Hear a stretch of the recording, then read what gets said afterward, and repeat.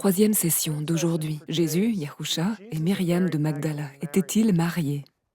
Il s'agit d'une évaluation des preuves avancées dans le Da Vinci Code et bien sûr dans les sources de Dan Brown sur lesquelles il s'appuie. C'est évidemment une question centrale. Qui était réellement Myriam de Magdala? C'est tout un débat. Brown et ses sources s'appuient fortement sur une certaine compréhension, ou malentendu, de Myriam, souvent représentée dans l'angle inférieur gauche d'une œuvre d'art, parfois avec les seins nus, une représentation fréquente dans l'art en raison de la supposition erronée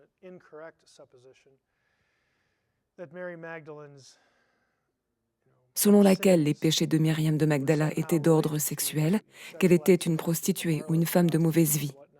En réalité, il n'y a aucune preuve dans le Nouveau Testament qui soutienne cette idée. Mais dans cette session, nous allons parler de l'origine de cette idée et je vais essayer de vous montrer la chaîne de pensée, la logique qui a conduit à cette erreur d'identité à propos de qui était vraiment Myriam.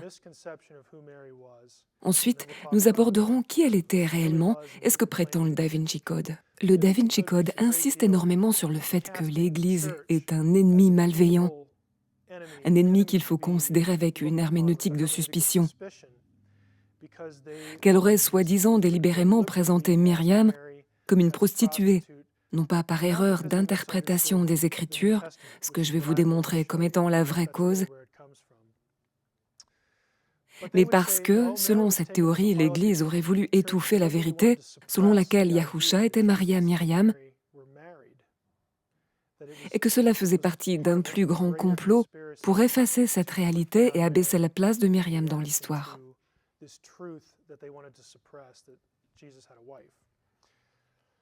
Au fait, je devrais mentionner ceci.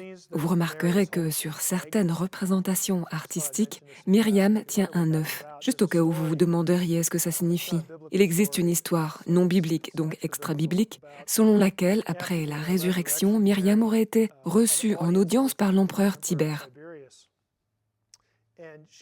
Elle lui aurait prêché l'Évangile, lui parlant de Yahusha et de la résurrection, etc.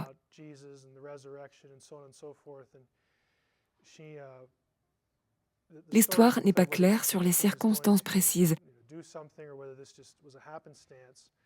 mais l'empereur lui aurait dit « La résurrection, allons donc, je vois que vous avez un œuf à la main. Cet œuf ne deviendra pas rouge, pas plus que cette résurrection ne peut être vraie. » Et selon l'histoire, l'œuf devient rouge sur le moment et elle le lève en disant « Vous devez croire en le Seigneur Yahusha, le Messie. » C'est une histoire apocryphe, mais plutôt intéressante. L'Église s'en est emparée au fil du temps et l'a intégrée dans ses traditions. C'est pourquoi vous verrez souvent Myriam, Marie, représentée avec un œuf blanc ou rouge, en souvenir de cette histoire et de ce qu'elle n'était pas. Alors comment Myriam de Magdala a-t-elle été associée à une prostituée? Là, il va falloir que vous soyez attentifs.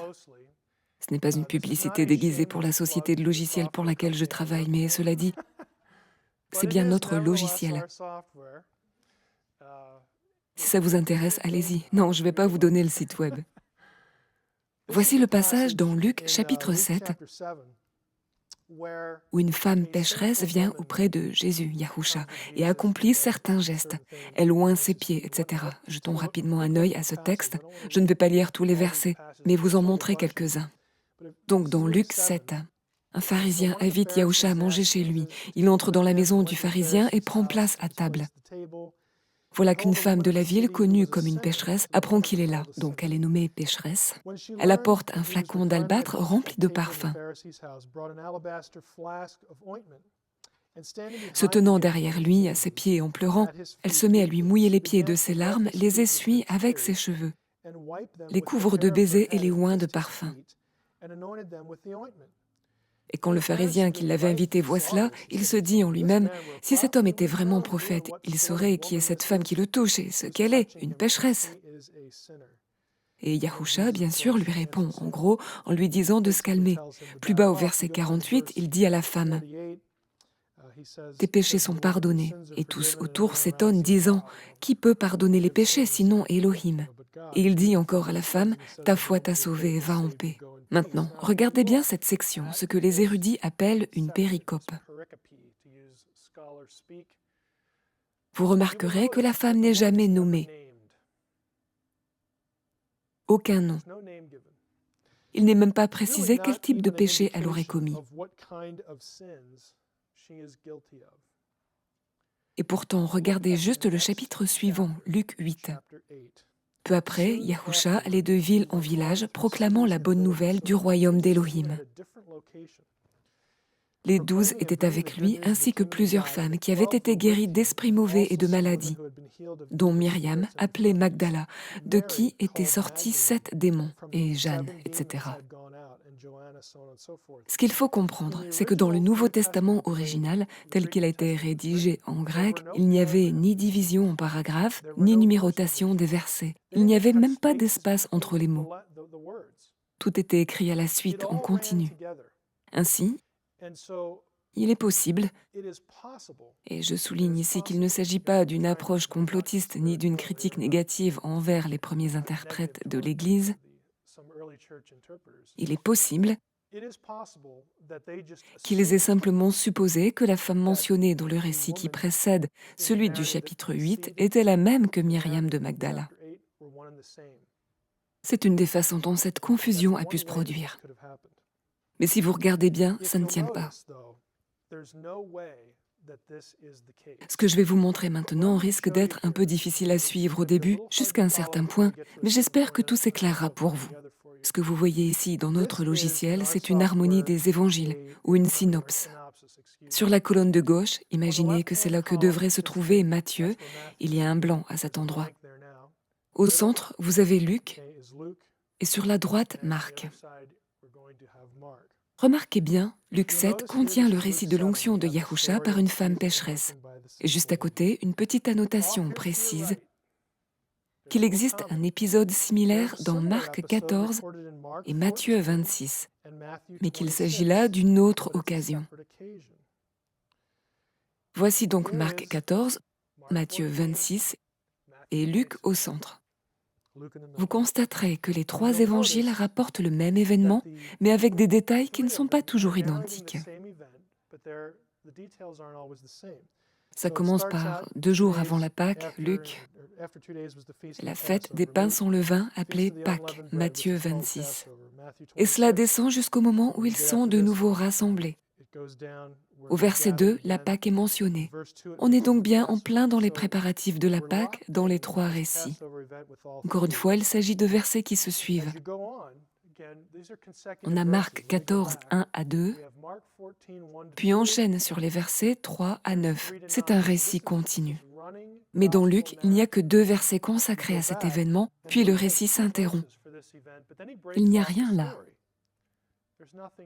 C'est là que se trouve le récit de l'onction par une femme, mais il ne s'agit pas du même récit. Et nous y reviendrons dans un instant. Ici, Luc reprend son récit au verset 3, pendant que Marc arrive au verset 10 et Matthieu continue également. Luc reprend donc exactement là où Matthieu et Marc s'étaient arrêtés. Quand vous regardez ces 3 textes en parallèle, vous constaterez que le récit se déroule de façon continue dans les 3, que Luc commence au même endroit que les 2 autres, qu'il insère un épisode distinct, puis qu'il reprend au même point que Matthieu et Marc. Cela illustre ce qu'on appelle le problème synoptique. Les évangiles n'incluent pas toujours les mêmes récits ou divergent sur certains détails. Mais là où je veux en venir, c'est que le récit de Luc 7, avec la femme pécheresse qui oint Yahusha, pleure et essuie ses pieds avec ses cheveux, est un récit différent de celui qu'on trouve dans Matthieu et Marc. Comment le savons-nous? Parce que dans Luc, cet épisode est déplacé chronologiquement. Si vous regardez ici, vous avez le déroulement de l'évangile de Luc. Yahusha, Jésus, commence son ministère au chapitre 4. Voici les différentes sections. C'est ici, au chapitre 7, que la femme pécheresse oint Yahusha. Plus bas, vous avez les récits de la passion et de la résurrection. C'est là que se situent les récits de Matthieu et Marc.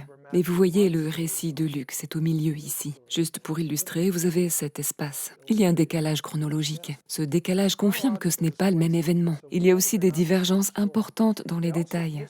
Voici Marc, voici Matthieu. Les passages surlignés en bleu indiquent des éléments similaires, parfois quasiment identiques. Puis voici Luc. Les éléments en rouge montrent des différences nettes. C'est un récit différent.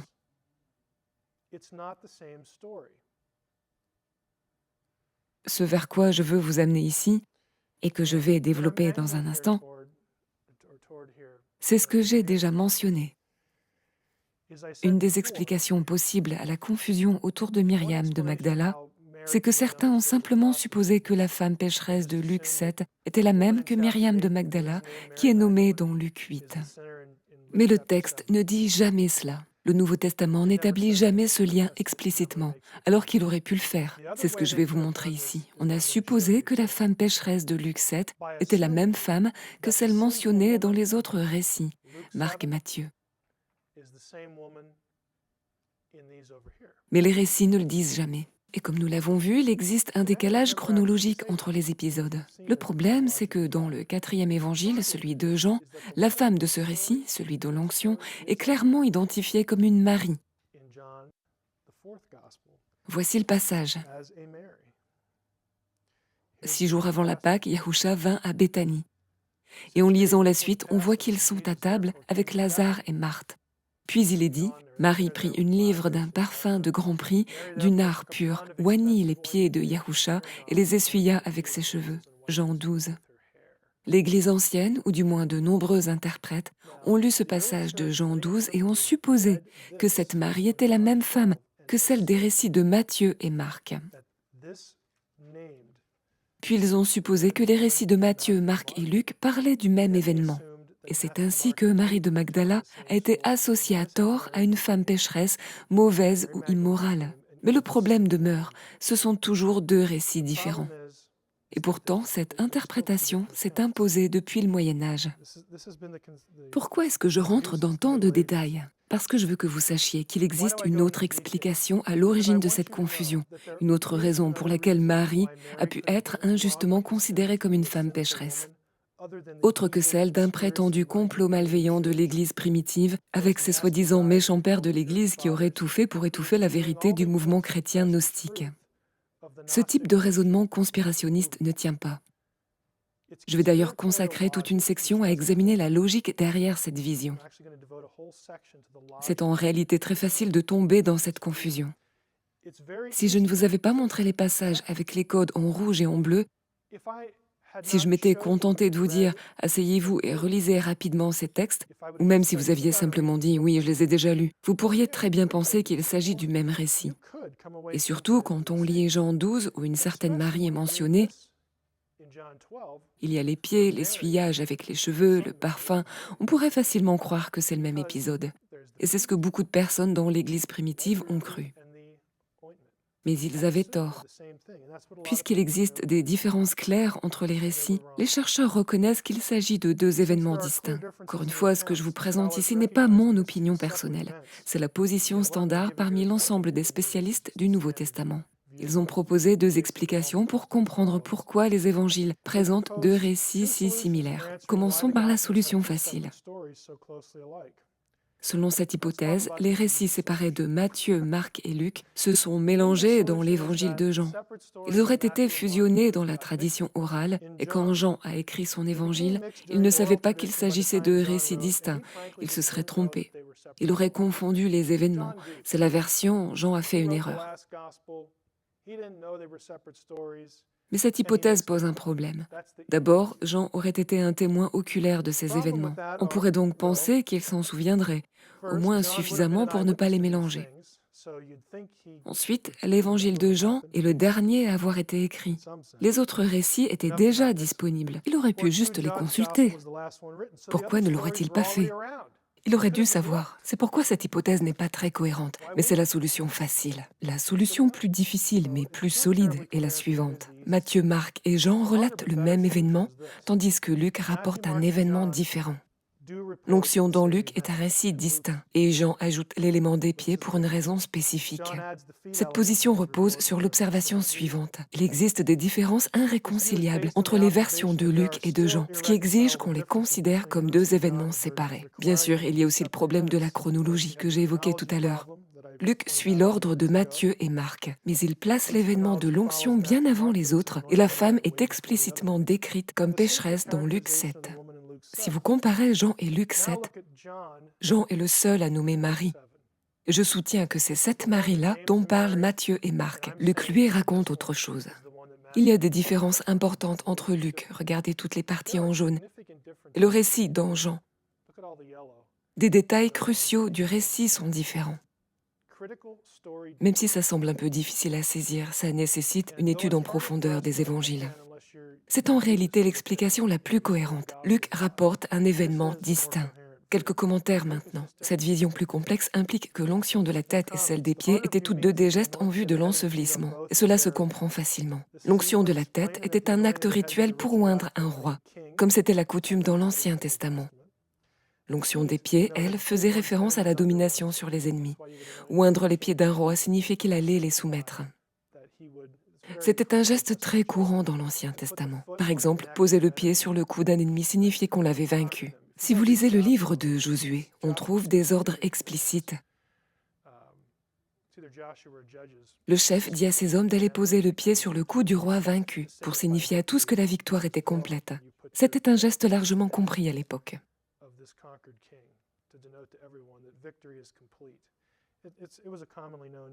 Quelle est la probabilité qu'il y ait 2 épisodes d'onction dans la vie de Yahusha? Eh bien, en réalité, elle est assez élevée, car c'est une pratique courante lors des repas formels, et ces repas avaient lieu très fréquemment. Cette vision plus complexe implique aussi qu'il y avait 2 Simons différents.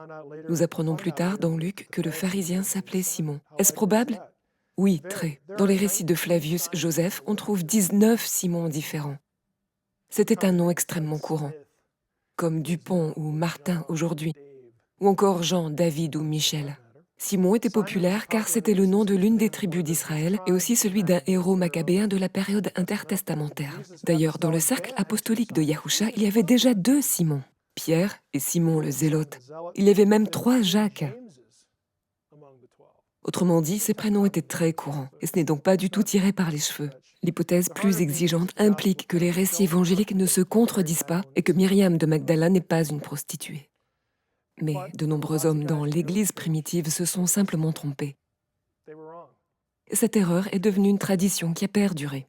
Myriam de Magdala est passée à l'histoire comme une prostituée à tort, car le Nouveau Testament ne dit cela nulle part. C'est vraiment regrettable. Alors si elle n'était pas une prostituée, qui était-elle? Voici un résultat de recherche qui répertorie toutes les occurrences de Myriam de Magdala dans le Nouveau Testament. C'est ce qu'on a là. Ce n'est pas un personnage omniprésent, mais elle est clairement importante, même si le nombre de mentions reste limité. On la retrouve bien sûr dans Matthieu, Marc, etc. Certains de ces passages, nous les avons déjà vus. Elle est notamment la première à voir le Messie ressuscité. Elle est présente au moment de la crucifixion. Et elle reste fidèle à Yahusha. Pendant que Pierre et les autres s'éclipsent discrètement, Myriam, elle, reste auprès du Maître et se rend au lieu de la crucifixion. Dans Luc 8, 1, 3, il est précisé que 7 démons ont été chassés d'elle par Yahusha. C'est un fait. Matthieu 27, 55 indique qu'elle faisait partie des femmes qui suivaient Yahusha et les 12 pendant leur ministère. Marc 15 précise qu'un groupe de femmes observait la crucifixion à distance et la première mentionnée est Myriam de Magdala. Encore dans Marc 15, elle est la première à découvrir le tombeau vide.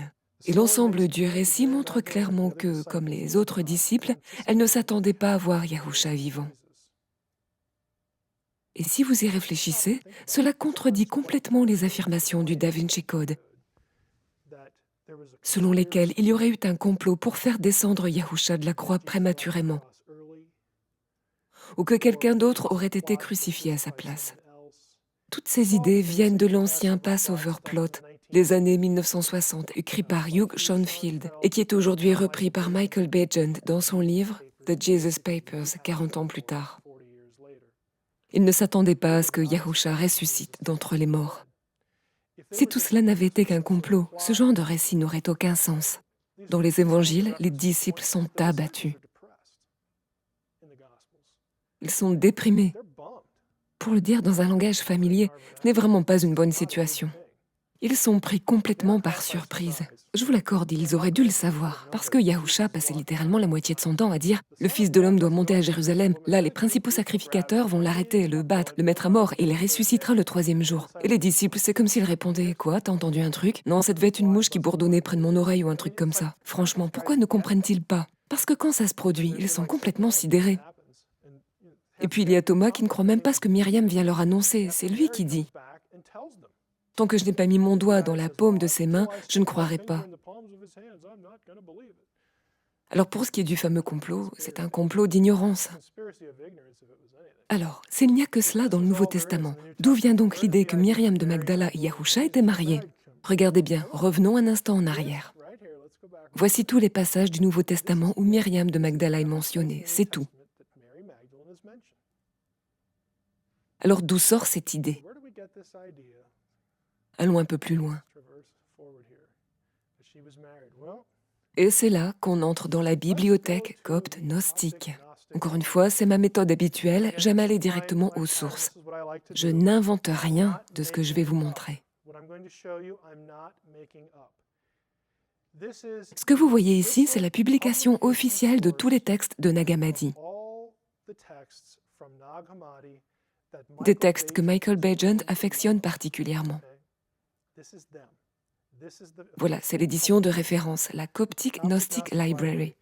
Petite parenthèse, et au passage, oui, publicité éhontée pour notre logiciel. On possède ces textes en version numérique, ce qui me permet de les interroger directement, et ça, c'est très pratique. Dans la version papier, ce que je vais vous montrer se trouve à la page 169. C'est un passage de l'Évangile selon Philippe. Et c'est le passage cité dans le Da Vinci Code, celui à partir duquel les personnages du roman déduisent que Yahusha était marié. Voici ce que dit le texte. Yahusha l'aimait plus que tous les disciples et l'embrassait souvent sur ça, et blanc. On dirait presque une question des amours, vous savez, ce vieux jeu télévisé où il fallait compléter les phrases à trous. Pourquoi y a-t-il un blanc ici dans la publication officielle des évangiles gnostiques? Quelqu'un peut me dire pourquoi ce vide? Sont-ils eux aussi impliqués dans un grand complot? Non, c'est un blanc parce que le texte est endommagé. Il y a un trou. Il n'y a rien là. C'est vide.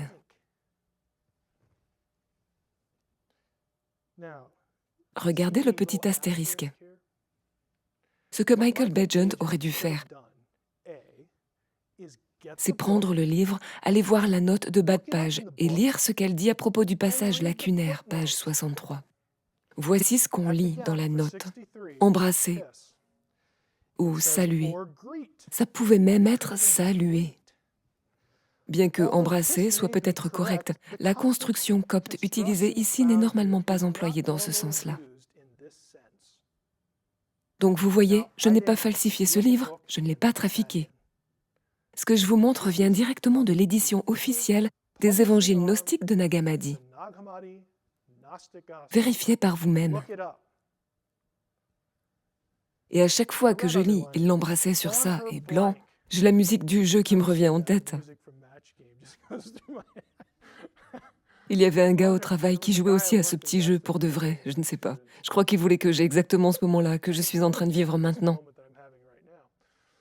Sur ça, blanc, peut-être sur sa bouche, ou sur ses pieds, sur sa joue, ou encore sur son front. Alors pourquoi 4 possibilités? C'est exactement ce que font les critiques textuels, comme ceux qui ont récemment travaillé à l'édition de l'Évangile de Judas. C'est littéralement leur métier. Version copte, page 168. La page en vis-à-vis de celle que je vous ai montrée tout à l'heure.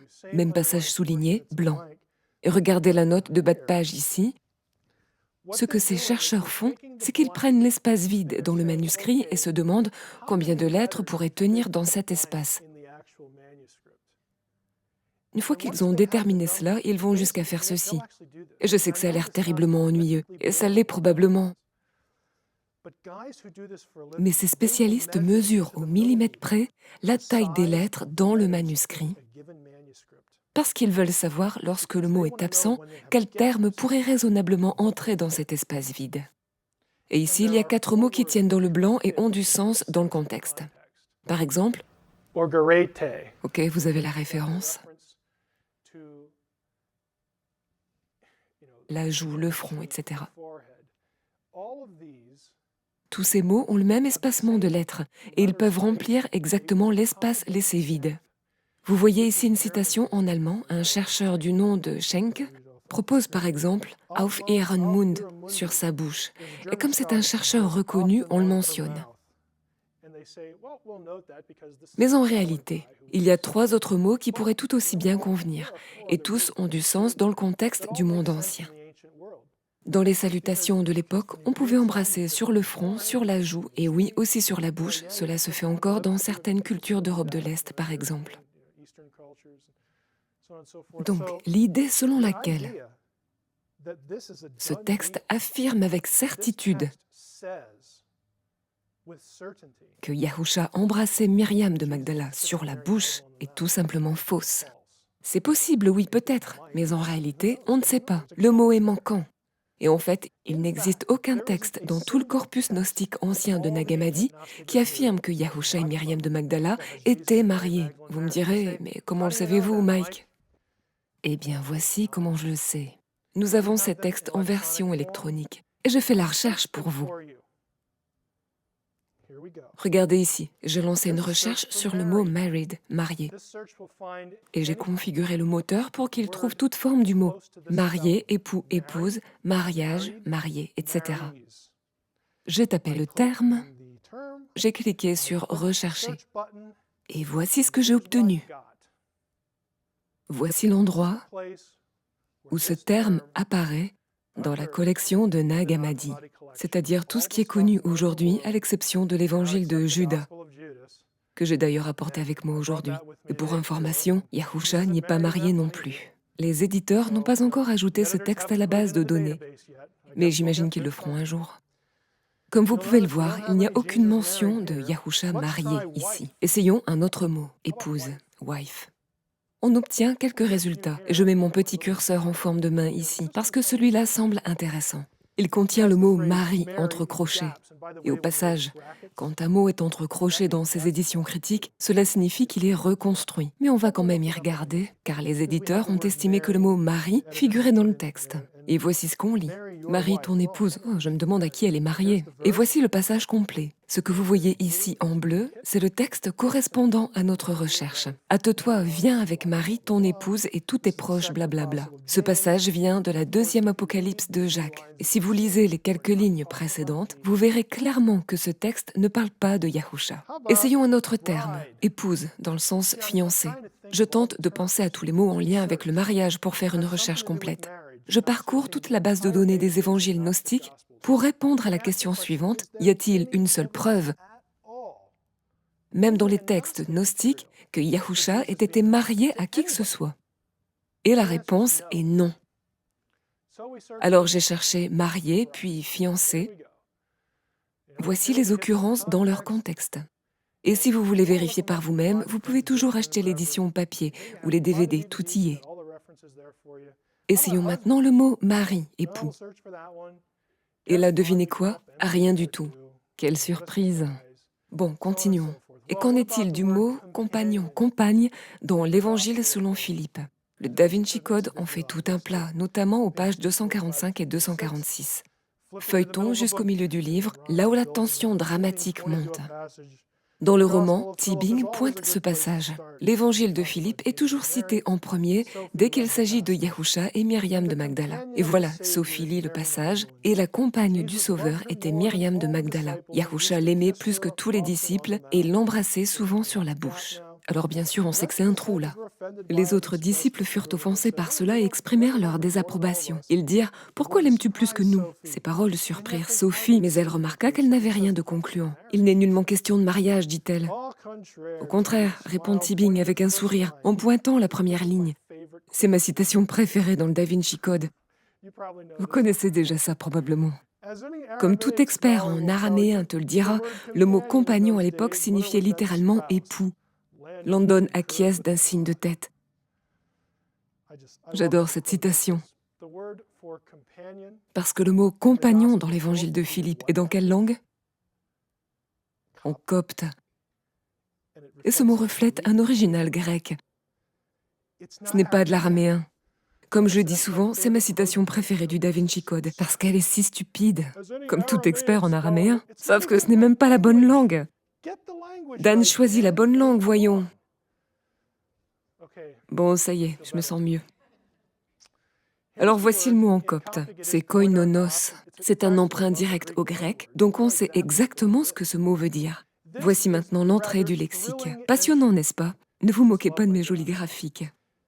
Bon, tout ça, c'est un peu du charabia si vous n'avez jamais fait de grec, je vous l'accorde. Ce que vous voyez ici, c'est une entrée tirée du lexique grec. Celui-là, c'est celui de Bauer, Hand, Danker et Gingrich. La référence mondiale pour le grec du Nouveau Testament et de la littérature apparentée. Il est cher, mais nous l'avons en version électronique. J'ai déjà dit, non? C'est donc l'entrée pour koinonos. Et si vous lisez toute l'entrée, vous allez remarquer quelque chose, même si vous ne lisez pas le grec. À aucun moment, je répète, à aucun moment, vous verrez les abréviations. Ce sont les noms des livres bibliques. Ici, la Septante, le Nouveau Testament et d'autres textes en grec. Aucun moment, le mot koinonos signifie épouse. Ni dans le Nouveau Testament, ni dans aucune littérature grecque. Ce n'est pas le mot pour dire épouse. Maintenant, oui, je peux appeler ma femme ma partenaire ou ma compagne. Mais je peux aussi entrer en affaire avec quelqu'un et l'appeler mon compagnon, mon associé. Est-ce que ça veut dire que j'ai une relation sexuelle avec cette personne? Bien sûr que non. Utilisez votre bon sens. Quand j'ai lu ce passage dans le Da Vinci Code, je crois que ça m'a presque achevé. Mais bon, j'ai fini par tourner la page. Voici la suite de l'entrée. Elle était trop longue pour tenir sur un seul écran. Un koinonos, c'est un partenaire. Quelqu'un qui participe à quelque chose avec quelqu'un d'autre. Un compagnon, un ami. Pas un mot utilisé pour désigner une relation sexuelle. Voici maintenant un autre lexique grec, le fameux Liddell Scott. La référence principale pour la littérature grecque non biblique. Littérature classique, littérature intertestamentaire, auteurs comme Joseph, etc. C'est un mastodonte, une ressource colossale. Ces deux lexiques sont les lexiques de référence dans le domaine des études grecques dans le monde. Ils vont vous indiquer où chercher les abréviations. Si vous disposez d'une version électronique, il vous suffit de passer la souris dessus. Cela vous indique où c'est, où aller, et ainsi de suite. L'argument de koinonos, le compagnon, est un non-argument. Il est entièrement fabriqué. Yahusha devait-il obligatoirement avoir une épouse parce qu'il était rabbin? C'est une autre question qui revient souvent dans le problème ou la controverse. Yahusha, Myriam. Yahusha n'était pas rabbin au sens du poste religieux juif officiel. La preuve en est évidente dans les évangiles. Et je me demande encore pourquoi Bajent, Lay, Lincoln, Picknett et Prince ne citent tout simplement pas le Nouveau Testament. Les pharisiens ont contesté plusieurs fois ce que Yahusha disait en lui posant cette question. Par quelle autorité enseignez-vous cela? Pourquoi dites-vous cela? Regardez le verset. Il entra dans le temple, les principaux sacrificateurs et les anciens du temple s'approchèrent de lui pendant qu'il enseignait et dirent « Par quelle autorité faites-vous ces choses? Et qui vous a donné cette autorité ?» S'il avait été rabbin ordonné, cette question aurait été absurde, car ils auraient eux-mêmes dû approuver sa fonction. Cela reviendrait à une sorte d'amnésie collective massive. Jean 7, vers le milieu de la fête, Yahusha monta au temple et se mit à enseigner. Les Juifs en furent étonnés et dirent « J'aime beaucoup ce passage. Comment connaît-il les Écritures, lui qui n'a jamais étudié? Il n'est même pas allé dans une école rabbinique. Il n'est pas un rabbin. Pour l'être, il faut avoir suivi une formation officielle et passer par une procédure afin que la communauté rabbinique vous approuve dans cette fonction. Yahusha ne l'a jamais fait. Il ne l'a jamais eu. Il n'était pas rabbin, donc il n'était pas obligé d'être marié. Il est appelé rabbi dans certains passages parce que le mot signifie aussi simplement quelqu'un qui enseigne, un maître. Nous avons la même chose aujourd'hui. Si nous utilisons le mot instructeur, cela peut désigner quelqu'un qui travaille dans une garderie. sur un campus universitaire. C'est un titre officiel qui signifie généralement que vous n'avez pas encore votre doctorat et que vous êtes un étudiant diplômé. Si vous êtes instructeur après votre doctorat, c'est une désignation spécifique hors filière menant à la titularisation, mais c'est le même mot. Il n'implique pas en lui-même une fonction officielle, ça dépend du contexte. Même chose ici. Y a-t-il quelque chose de théologiquement problématique dans l'idée que Yahusha ait été marié? En principe, je dirais non. Cela n'aurait vraiment pas d'importance s'il l'avait été, si ce n'est que les gens inventeraient toutes sortes de théories étranges sur ses enfants, les imaginant super saints ou une sorte de Superman. Honnêtement, je pense que c'est probablement l'une des grandes raisons pour lesquelles il ne l'a jamais été. Parce que les gens se mettraient à inventer des idées farfelues sur ses enfants s'il en avait eu. Donc en principe, non. Il n'a rien de mal à cela. Voici ce que dit l'apôtre Paul dans 1 Corinthiens 9. Paul dit, « N'avons-nous pas le droit de manger et de boire? N'avons-nous pas le droit d'emmener avec nous une femme croyante comme le font les autres apôtres, les frères du Seigneur et Céphas ?» Céphas, c'est Pierre. Il dit, « Hey, je pourrais être marié si je voulais. » Paul était célibataire. Il se peut qu'il ait été divorcé, qu'il ait été abandonné par une épouse ou qu'il n'ait jamais été marié, on ne le sait tout simplement pas. Il se désigne comme étant non marié, et non marié signifie simplement l'état d'être sans conjoint. Nous ignorons donc pourquoi il était célibataire, qui sait? Des traditions encourageant une vie de célibat consacrée existaient aussi ailleurs dans le judaïsme. Et voici pour moi un point clé. Souvent, Bejent, Lincoln Lee et tous ces auteurs veulent associer Yahusha au Qumranim et au manuscrit de la mer Morte. Or, c'était précisément le groupe où, dans 99% des cas, les hommes refusaient de se marier. Jusqu'à il y a quelques années, on pensait qu'aucun Qumranim ne pouvait se marier et rejoindre la communauté. Depuis, on a découvert des squelettes féminins et quelques-uns d'enfants. On suppose donc qu'au moins certains de ses membres étaient mariés. Mais si vous voulez rattacher Yahusha au Qumranim, pourquoi parlez-vous de son mariage avec Myriam de Magdala? C'est complètement contradictoire. Mais encore une fois, c'est comme s'il s'en fichait. Il se moque d'être cohérent. Il se moque des données primaires. Les Qumranim, que d'autres appellent Esséniens, mais c'est impropre, encore une fois, étaient connus pour leur insistance sur le célibat. Il n'était donc pas rare qu'un enseignant, un rabbin, un dirigeant juif ne soit pas marié. Il n'existe aucune preuve que Yahusha l'ait été. Et à mes yeux, cela n'a vraiment pas d'importance, mais ce sont là les données de base. En résumé, je dirais ceci en une seule phrase. Il n'existe pas un seul texte, pas une seule ligne, ni dans le Nouveau Testament, ni dans les écrits gnostiques, affirmant que Yahusha ait été marié à qui que ce soit, encore moins à Myriam de Magdala. C'est un mythe. Des questions? Ne pensez-vous pas qu'il y ait un grand attrait pour les lecteurs? Imaginez que Myriam de Magdala ait épousé Yahusha. Définissez ce que vous entendez par attrait.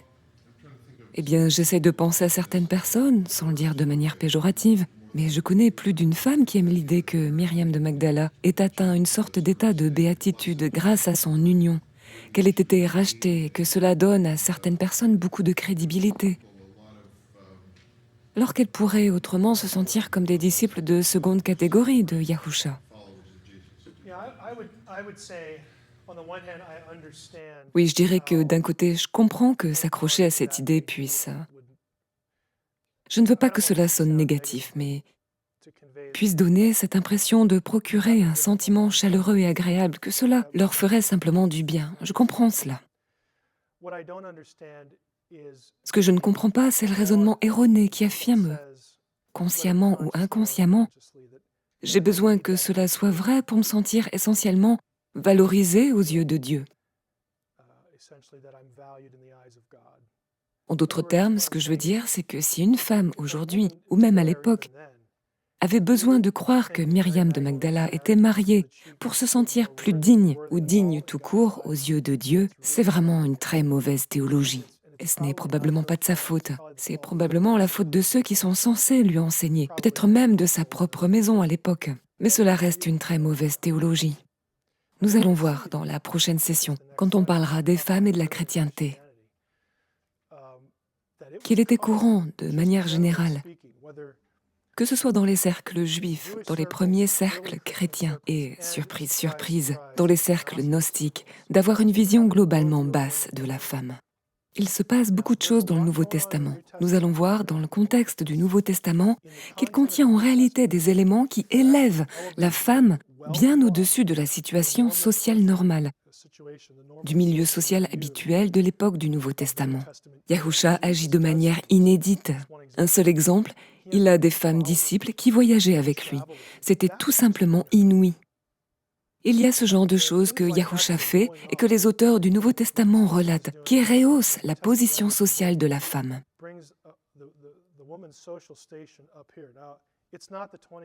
Ce n'est pas le XXe siècle, c'est encore une culture patriarcale. Mais penser que le Nouveau Testament rabaisse les femmes au niveau des pieds, comme le faisait la culture ambiante, alors que même dans la culture ambiante tout le monde ne pensait pas ainsi, c'est passer complètement à côté du texte. Vous ne lisez tout simplement pas. Vous vous contentez de croire ce que quelqu'un vous en dit. Et nous allons revenir là-dessus. Je me rends compte que, d'une certaine manière, même dans les cercles chrétiens, ce sujet est controversé à cause de la question « Les femmes peuvent-elles être ordonnées ?» et autres débats similaires. Mais le fait même que cette question existe vous montre qu'il y a dans le Nouveau Testament des éléments plaçant les femmes à un rang très élevé. Si ce n'était pas le cas, nous n'aurions même pas ce débat. Vous voyez ce que je veux dire ? Si l'on ne trouvait pas de femmes occupant des positions sociales et ecclésiastiques élevées dans le Nouveau Testament et dans l'Église primitive, il n'y aurait aucune raison d'avoir un débat scripturaire sur l'ordination des femmes. Ce serait absurde. Ce serait comme débattre pour savoir si Yahusha était une sorte de castor. Yahusha était-il un castor ou non? Voyons ce que disent les Écritures et débattons-en. C'est du non-sens. J'ai pris un exemple absurde, mais le fait que l'on débatte sur des passages du Nouveau Testament montre qu'il y a dans ces textes des éléments vraiment intéressants sur la position des femmes dans l'Église primitive, qui provoquaient déjà de la consternation à l'époque et qui en provoquent encore aujourd'hui. Une autre question? Oui, Guy? Le passage de Philippe que vous avez montré plus tôt, où l'on voit qu'il y a comme un manque dans le texte, que ce soit intentionnel ou non. Mais l'autre affirmation dans cette phrase était « Pourquoi la préférez-vous tant à nous ?» En dehors de cette phrase, ou juste à cet endroit, y a-t-il quoi que ce soit d'autre dans l'Évangile selon Philippe, ou pas, dans l'Évangile selon Philippe ou les Écritures gnostiques, qui montrent réellement que Yahusha l'a préféré aux autres disciples d'une quelconque manière? J'aurais tendance à penser, c'est mon avis personnel, que Yahusha l'embrasse bien quelque part. Il se peut que ce soit sur la bouche. Si on me mettait un pistolet sur la tempe, je dirais probablement que c'était soit la bouche, soit le front, ou quelque chose comme ça. Pour comprendre ce passage, il faut saisir quelle était la signification d'un baiser pour un gnostique. Il y a d'autres passages dans l'Évangile selon Philippe où lorsqu'une personne, pas seulement Yahusha, mais Yahusha ou quelqu'un d'autre, mais surtout Yahusha, même si ce n'était pas uniquement lui, embrasse quelqu'un, cette personne devient enceinte. Vous devez alors soit croire que dans la communauté gnostique, personne ne savait d'où viennent les bébés, soit comprendre que embrasser et des mots comme enceinte avaient un sens mystique et spirituel pour les gnostiques. Et c'est bien le cas. Cela signifiait, encore une fois, il faut se mettre dans l'état d'esprit où ce contenu physique, sexuel ou semi-sexuel est employé, que les gnostiques utilisaient ces termes physiques, corporels, pour décrire ce qu'ils imaginaient s'être produit, ou ce qui s'était produit il y a des éons entre les éons.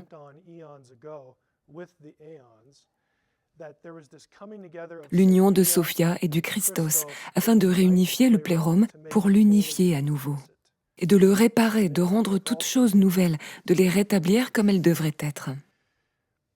Pour un gnostique, lorsque Yahusha terrestre embrassait quelqu'un, il lui transmettait quelque chose. Il faisait cela parce qu'il considérait cette personne comme spirituellement éclairée et qui lui transmettait l'esprit. Il lui transmettait une substance spirituelle.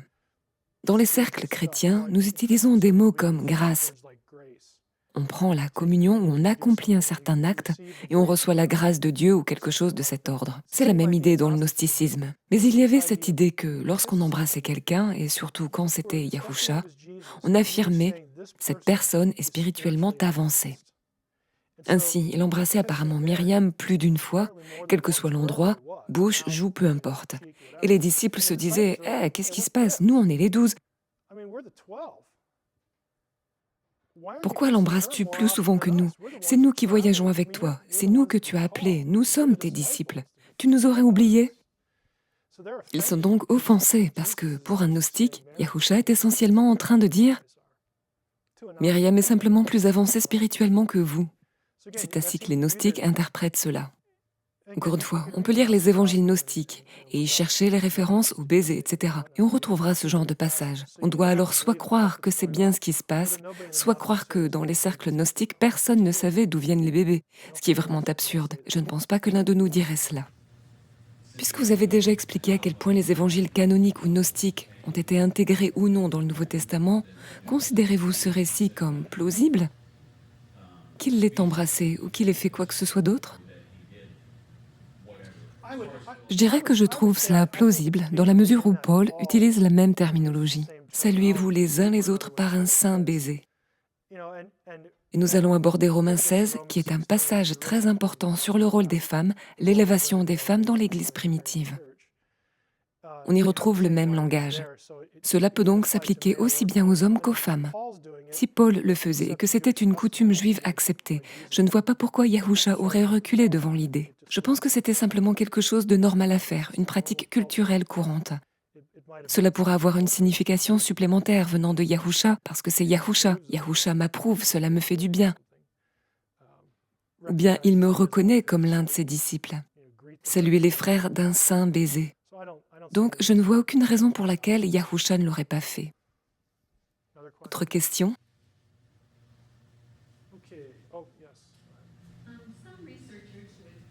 Oui, certains chercheurs assimileraient le mot compagnon à concubin. Je crois qu'il existe quelques études là-dessus. Voyez-vous un lien quelconque dans le fait de définir ce mot compagnon? C'est vraiment un grand écart. La raison pour laquelle c'est fait repose généralement sur l'usage en français, ce qui est déjà en soi une faille méthodologique. Mais bon, si mon épouse était ici, elle est partie. Mais si elle était là, enfin, je me sens presque mieux qu'elle ne soit pas là. Bref, mon épouse est ma compagne. C'est une désignation de base. Ce mot a une variabilité sémantique, ce qu'en linguistique on appelle une valence. Elle est ma compagne. Est-elle aussi ma concubine au sens sexuel? Oui, parce qu'elle est mon épouse. Mais je peux employer le mot compagne pour d'autres personnes sans qu'il y ait de lien nécessaire avec ce sens sexuel. C'est simplement du vocabulaire. Nous utilisons les mots de différentes façons. Ce que vous devez vous demander en tant que lecteur, c'est quand je lis cela dans le Da Vinci Code ou dans n'importe quelle autre source, y a-t-il un lien de cause à effet nécessaire? Est-ce que ce sens entraîne forcément l'autre? Posez-vous des questions simples de logique. Comment puis-je formuler le problème pour qu'il devienne cohérent?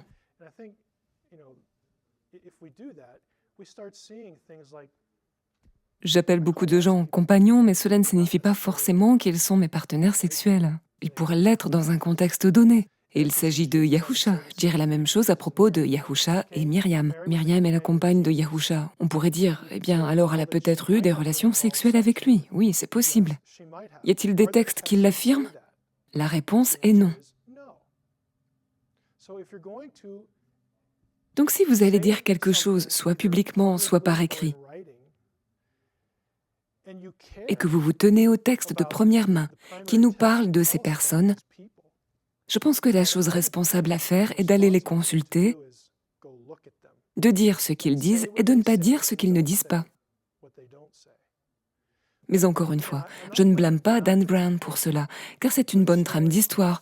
C'est là que tout a commencé avec Dan Brown. Je n'ai aucun doute sur le fait que cela ferait un bon roman, une bonne intrigue. Les personnes auxquelles je m'oppose davantage sont ses sources, qui propage ce genre de choses comme si c'était une vérité incontestable, en disant « Nous sommes les vrais chercheurs de ces textes et cette information était cachée au public ». Des balivernes. Si quelqu'un cache quelque chose, c'est vous, soit par défaut, parce que vous ne prenez pas la peine de le vérifier, soit parce que, si vous l'avez vérifié et que vous avez vu que cela ne correspondait pas à votre théorie, vous ne le dites pas. Je ne sais pas laquelle de ces deux options c'est, et je ne m'en soucie pas vraiment. Je dis simplement que si vous allez parler d'un personnage A, d'un personnage B, et que vous comptez utiliser tel ou tel texte, lisez-le et soyez honnête. C'est tout ce qui m'importe. C'est ce qui me motive quand je fais ce genre de travail. D'autres questions? Nous pouvons faire une petite pause. Très bien, prenons quelques minutes.